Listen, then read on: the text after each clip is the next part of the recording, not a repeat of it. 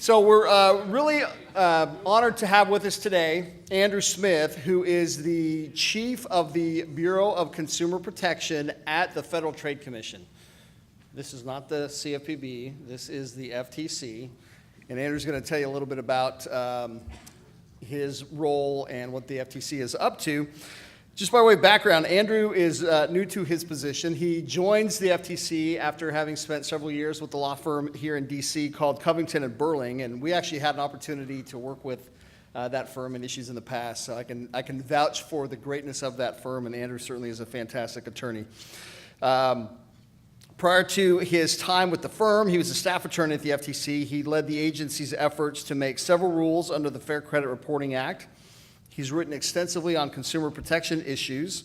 He served as the chair of the American Bar Association's Consumer Financial Services Committee and as a fellow of the American College of Consumer Financial Services and the American Bar Foundation. He is a graduate of William College and has a JD from the William and Mary Law School. Let's welcome Andrew Smith.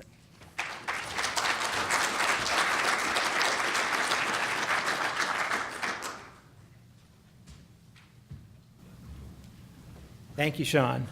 So first, my disclaimer, I speak only for myself, not for the commission or for any individual commissioner.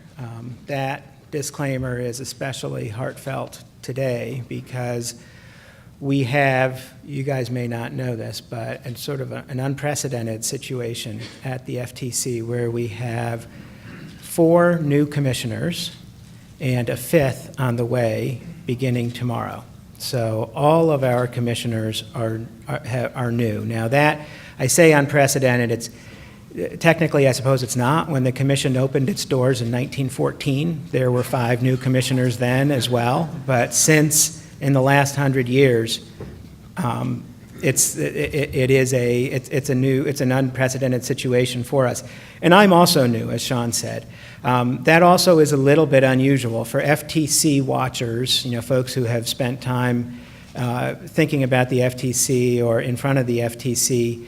You may know that prior directors of the Bureau of Consumer Protection have largely come from the staff, so inside the agency, or from academia.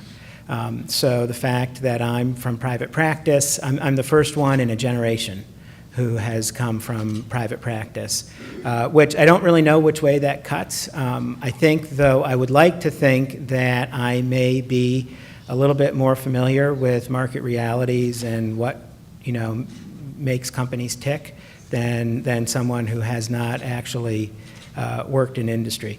That remains to be seen. So I'm going to talk today about what's new at the FTC, including our new commissioners. I'm going to talk about our initiatives in the auto buying market, including our amended, revised used car rule, our study, which we're engaged in now, of consumer auto buying experiences, as well as some recent enforcement actions. First, though, I wanted to thank NIDA for its partnership with the FTC. Sean, the FTC very much appreciates the presentation of this cup to us. Oh, wait a second. It's not for us? Huh, okay.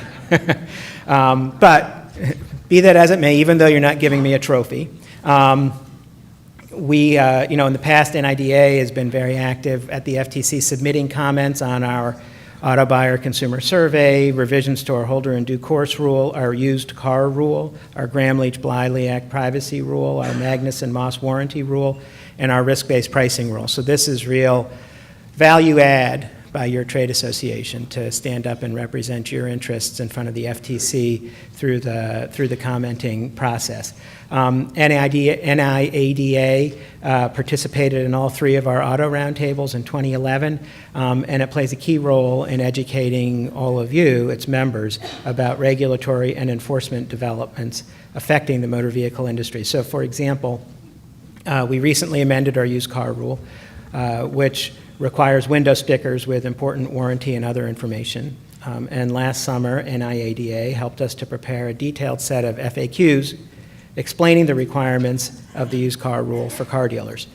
These FAQs help dealers to understand and to use the updated buyer's guide, which is required to be stuck in the window of used cars. The amended buyer's guide, by the way, just a note on our used car rule here, the amended buyer's guide recommends that consumers get a vehicle history report before buying a car, directs them to DOT's safecar.gov website for information about safety recalls, and clarifies the meaning of as-is sales, and also adds boxes that dealers can check to disclose third-party warranties, available service contracts, and unexpired manufacturer warranties. So this is an important rule that provides information to consumers at sort of the teachable moment, at the time that they need it in the car buying process, and we take it pretty seriously. The new provisions of the rule came into effect in January of 2018.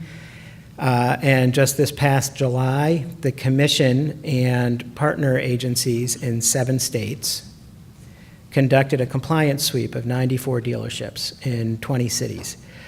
We've found buyer's guides on 70% of the more than 2,300 vehicles that we inspected. So the buyer's guide was there on 70%, not there on 30%, nothing, no sticker, nothing.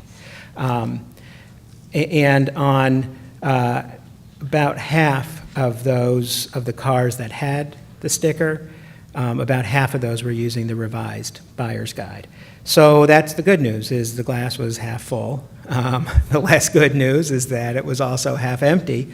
So, you know, roughly half of the dealers and roughly half of dealerships compliance really was less than what we would hope to see, less than encouraging.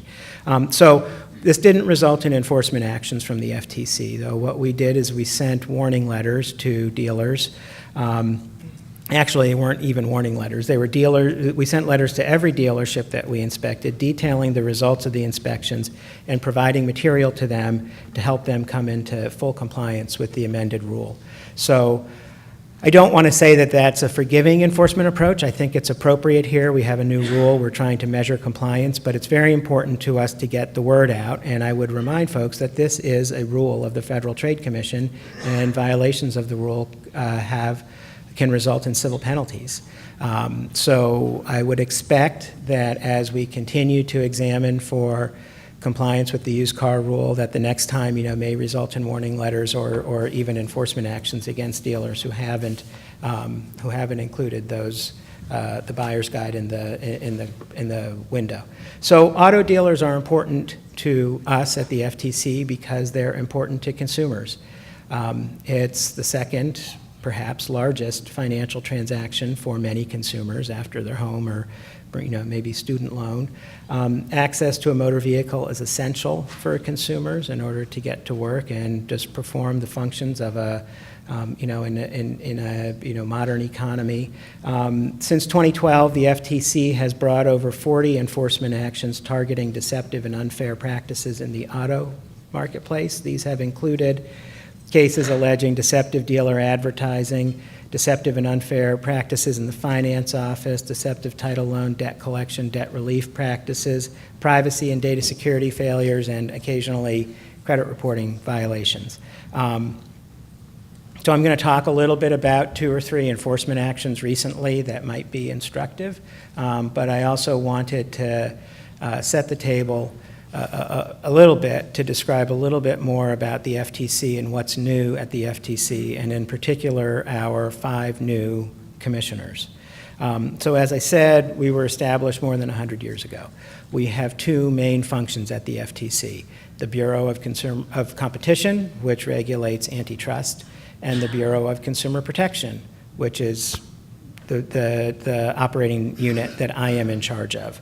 BCP, the Bureau of Consumer Protection, has, you know, 600 FTEs, employees, give or take. We are in DC here, as well as in 8 regional offices, and it was those regional offices that conducted the compliance sweep with our state partners. So the regional offices are very, very active with respect to auto dealers.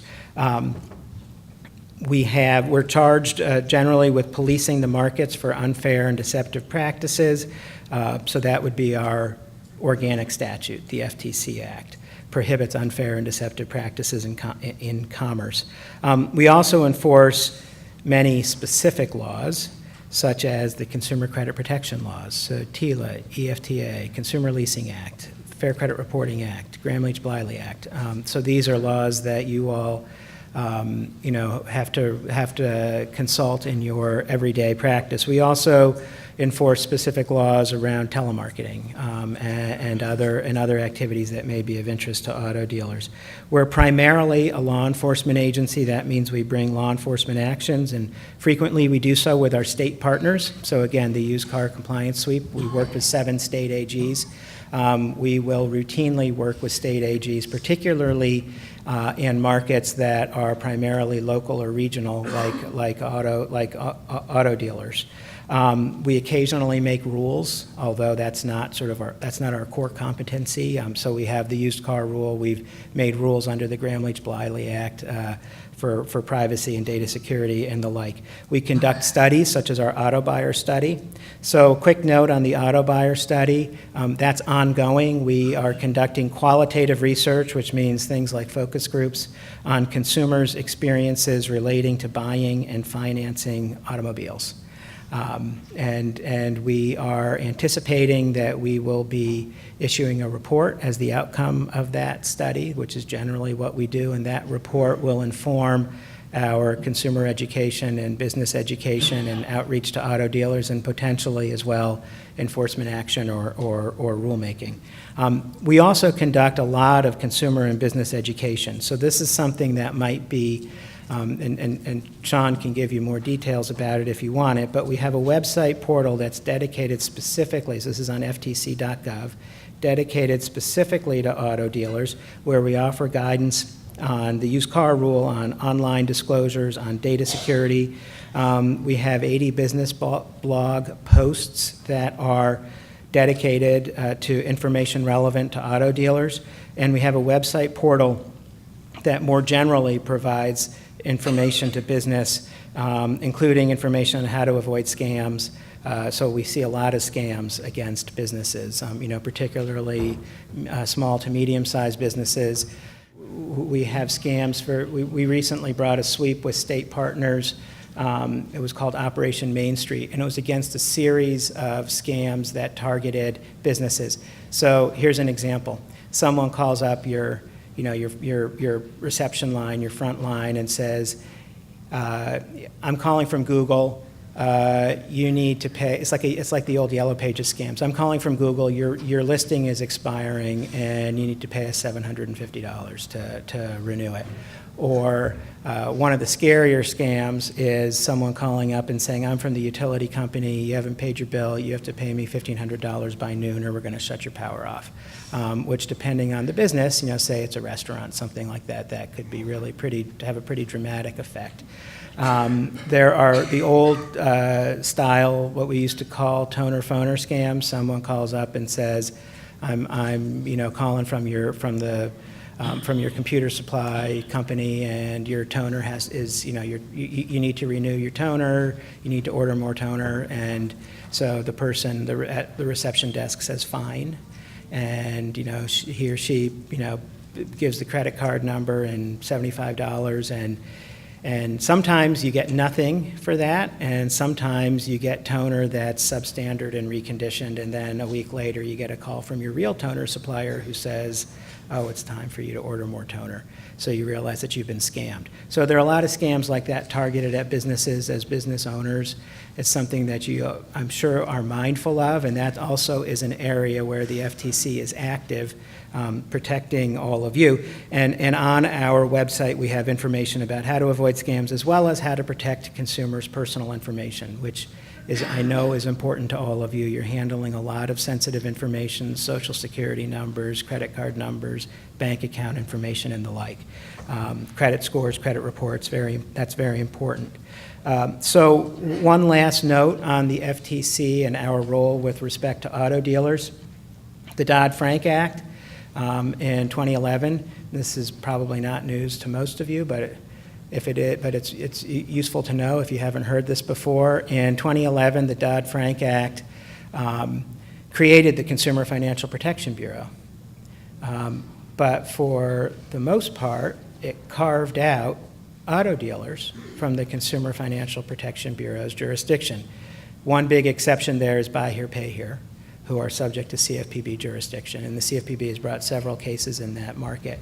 But it dedicated jurisdiction over auto dealers to us, to the Federal Trade Commission. And it also gave us rulemaking authority, specific rulemaking authority with respect to auto dealers. So as a generally speaking, we can make rules under our authority to prohibit unfair or deceptive practices, but it's really hard for us to do it. We have to jump through a lot of hoops. And what the Dodd-Frank Act said is it removed those hurdles where we're making rules with respect to auto dealers. So right now, we don't have anything to report on an auto dealer rule, but there are a lot of folks, and you may know this, agitating, consumer advocates and the like, for us to make a rule specifically addressing practices in the auto buying market. So, never say never. And that may provide me with a little bit of a segue into what's new at the FTC and our 5 new commissioners. So, as Sean said, I'm new. And as Sean described to you, I worked at the FTC in the early 2000s on credit reporting issues. Then I left, and for 13 years, I worked in 2 different law firms as a partner for 10 of those years. And I was primarily, have worked over the course of my career primarily in the financial services industry, which has brought me into contact with a lot of auto dealers and finance companies and the like. And in fact, at Covington and Burling, I represented some auto dealers, so I am familiar with the industry and some of the pressures that you face. So, but like I say, I'm primarily a financial services lawyer working on, the alphabet soup of financial laws like truth in lending and Reg Z, Reg V, Reg B, Reg E, and the like. So that's me. We have 5 new commissioners, as I described to you. Most of those, 4 out of 5 of those, are not consumer protection people, not consumer protection lawyers. They come from the antitrust bar.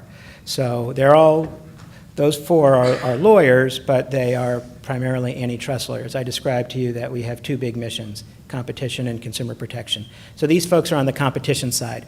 This is pretty common at the Federal Trade Commission, that there will be commissioners who focus on one or the other mission, either competition or consumer protection. Very unusual to find folks who sort of swing both ways. And frequently they are competition lawyers. Now, what happens over time is that they arrive as competition lawyers and they leave as consumer protection lawyers, because what they find is that the consumer protection issues are always really interesting. The consumer protection issues are very important to consumers, particularly when we're able to provide redress to consumers in the form of money relief, or we're able to get meaningful injunctive relief that hems in business practices that we think are bad. Consumer protection also consumes a lot of the interests of members of Congress and the media. And so it really can't be ignored by the commissioners. One commissioner, however, has a deep and significant consumer protection background. That's Commissioner Chopra, who some of you may know from the Consumer Financial Protection Bureau. He was at the CFPB from its inception, after having a career in business at McKinsey and some other consulting firms. And he was the first student loan ombudsman. So he knows a lot about the student lending market, which you think, okay, well, is that relevant to auto loans? And I think it might be, because there are a lot of similarities between the student lending market and the auto lending market, including, indirect origination, a big secondary market in the paper, a big securitization market. So he is very interested, and he has expressed interest in auto buying and auto lending. So that's, as we think about the future direction for the Federal Trade Commission, it's important to note that at least one of our commissioners has a pretty a very good knowledge of debt markets more generally, and I think what is becoming a strong knowledge of consumer finance and auto lending specifically, and a lot of interest in it. So what we're finding from our commissioners, and this is of interest to those of you who might be lawyers practicing in this space, if there are any here who represent clients in front of the FTC, what we're finding from our commissioners is that they care deeply about law enforcement, and they care a lot about money, getting money back for consumers. This is a little bit of a surprise for me. We hear a lot about, Republican administrations, and there has been a lot of, there are a lot of news articles about the deregulatory climate in Washington. And that may be the case at some agencies, but I got to tell you, I'm not seeing it at the Federal Trade Commission. I don't mind. I mean, I can take my direction from the commissioners and will follow their lead. But it is, whenever we bring up an enforcement action, there have been many. We bring a lot of law enforcement actions, and we have presented many to the commission as settlements. And whenever we send up a settlement where there's no money, they'll say, why isn't there any money here? What's the, isn't there a theory for money? Isn't there a theory to get back redress for consumers? And whenever we send up a case that has money, they say, why isn't there more money? So that is take that for what it's worth. This is what I'm seeing at the commission, and I'm surprised by it. And I think that I think that there still is a commitment at the commission to try to seek justice. I mean, the goal isn't to put companies out of business, but in the past where there are cases we've seen against car dealers where there is no money involved, those might be money cases going forward. So let's talk a little bit about our law enforcement actions. Our focus has primarily been on financing and leasing in our law enforcement actions. And like I said, we've brought more than 40 law enforcement actions since 2012.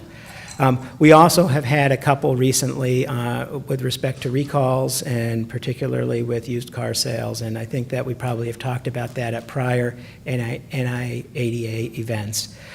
We had a case for what I would call add-ons, deceptively charging consumers for add-ons that they didn't ask for, like VIN etching, things like that. But a lot of our cases have historically and are currently focused on financing. So we are currently engaged in litigation with a dealership in the Southwest called Tate's Auto. And we allege that Tate's falsified consumers' monthly incomes and down payments on financing applications and the contracts that they submitted to third-party finance companies. That this led to higher default, that this injured consumers, that they didn't realize that Tate's was falsifying income. We allege that they prevented consumers from reviewing the income and down payment information on the forms, that they unnecessarily rushed consumers through the process, had consumers fill out the forms over the phone and didn't tell them what they were filling in, failed to give them portions of the application before they signed, and that this led to high default rates. There was at least one lender that conducted an audit and found an inordinate number of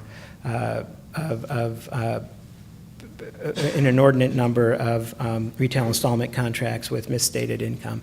So that case is currently in litigation. It's an important case. It's a novel case for us. I don't believe we've brought cases like that before against auto dealers or anyone for falsifying income on applications.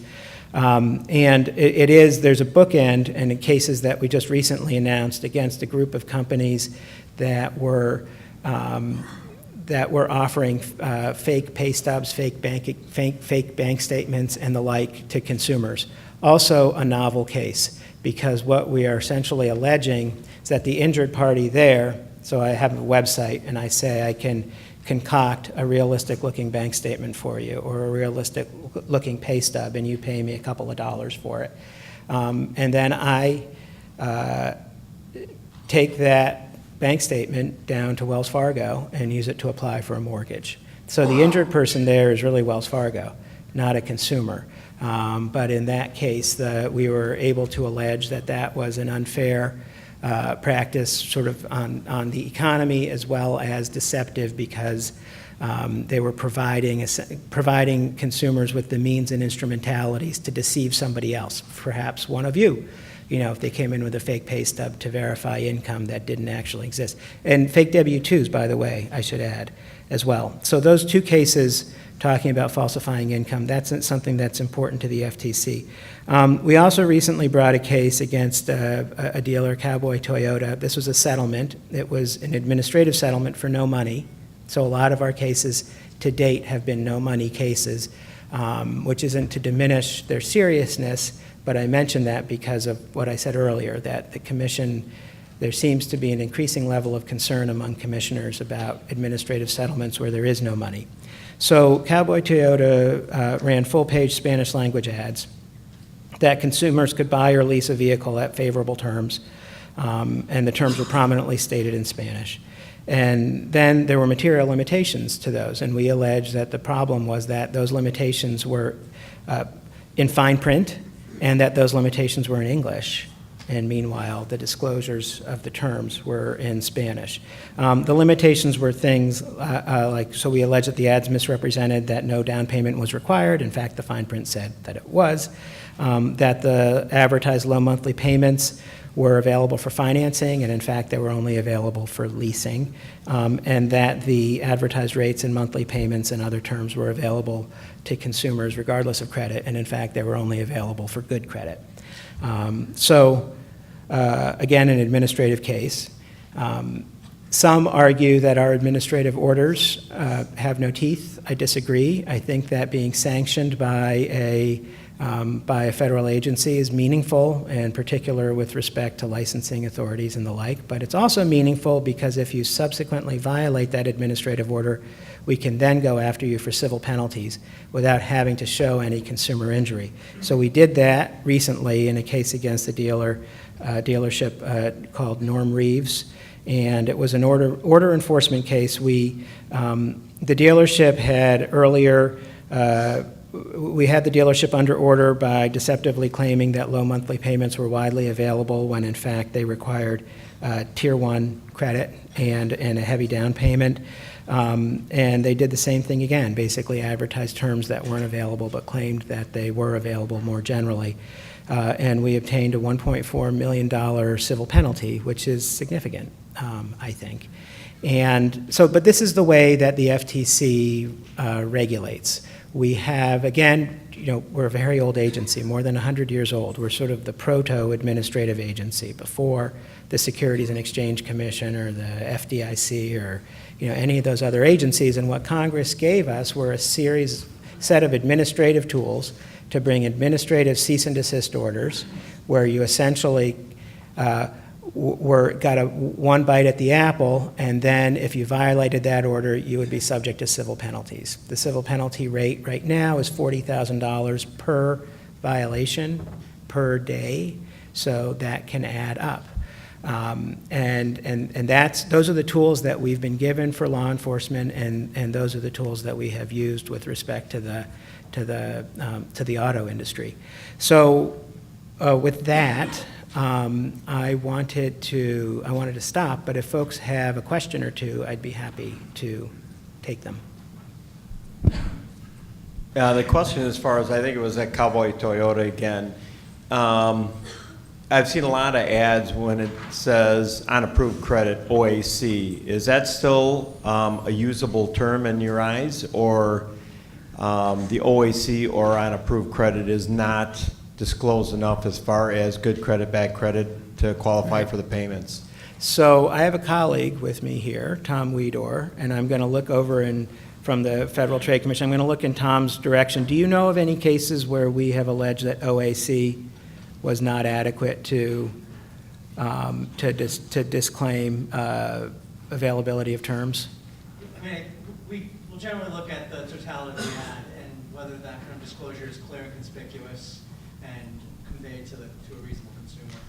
So that's a good, so Tom's response is, we will look at the totality of the circumstances of the whole ad, the net impression left by the ad, and so there we would consider whether, a reasonable consumer would be misled by OAC. But I think that in a lot of these situations, particularly newspaper advertising, television advertising, or even, worse, advertising on a mobile device, you have a limited amount of real estate, and so the fact that you're able to put OAC in there at least indicates that there may be some limitations on the offer, which is helpful.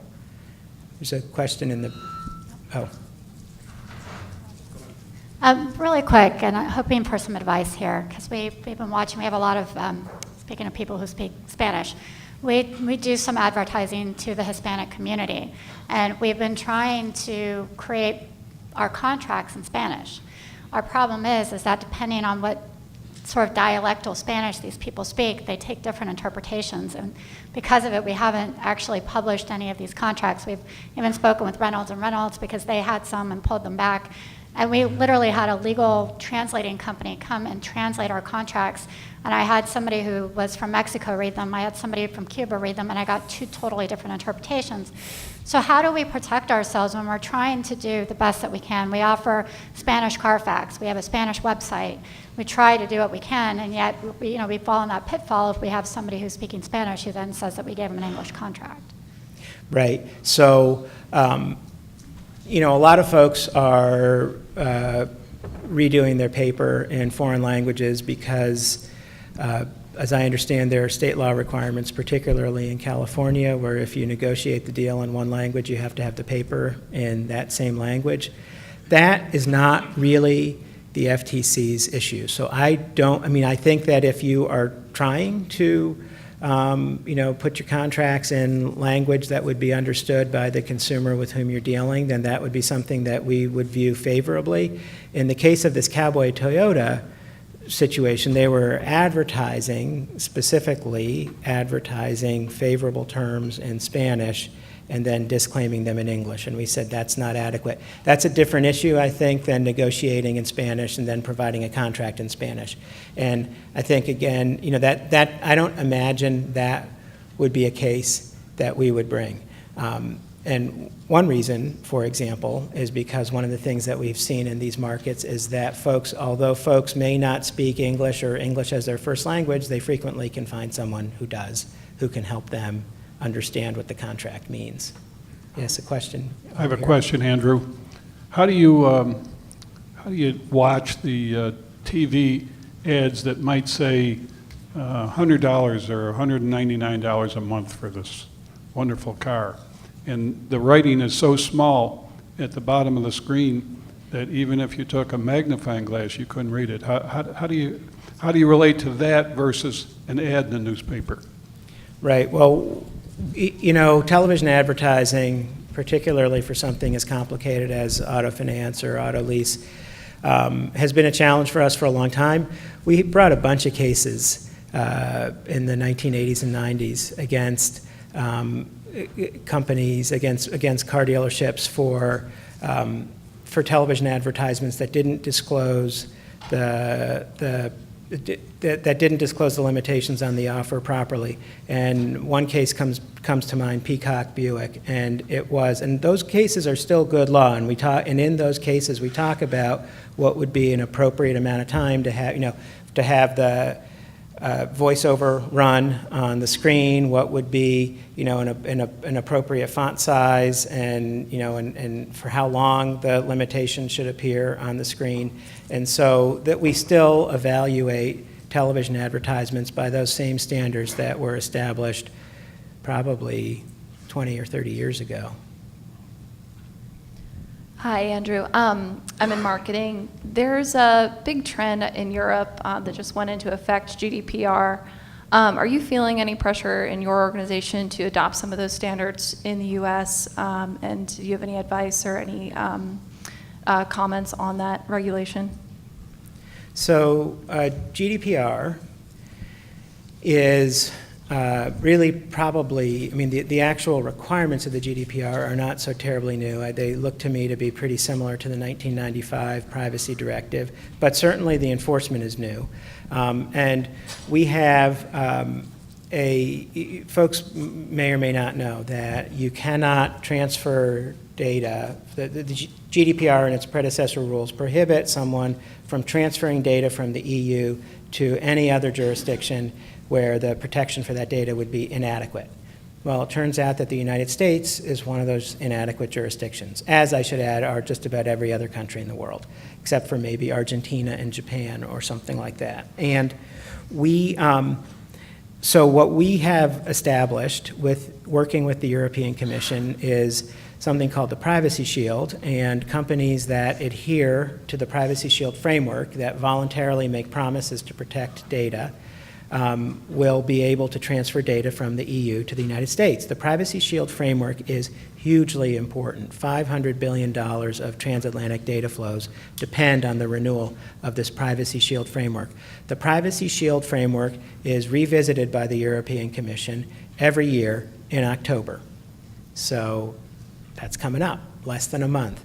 And so that is, for us with the GDPR, that's job one, is making sure that we have a successful renewal of the Privacy Shield and doing all the things that the FTC needs to do, primarily bringing law enforcement actions against companies that fail to keep their Privacy Shield promises. We're committed to doing that.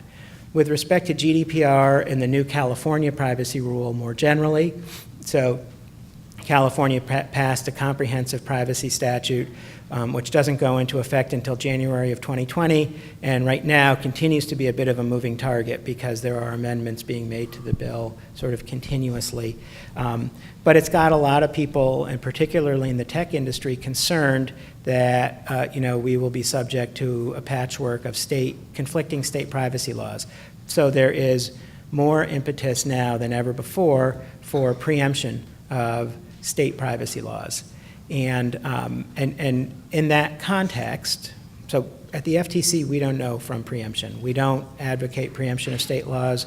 What we do is we enforce the laws, the federal laws that we've been given to enforce.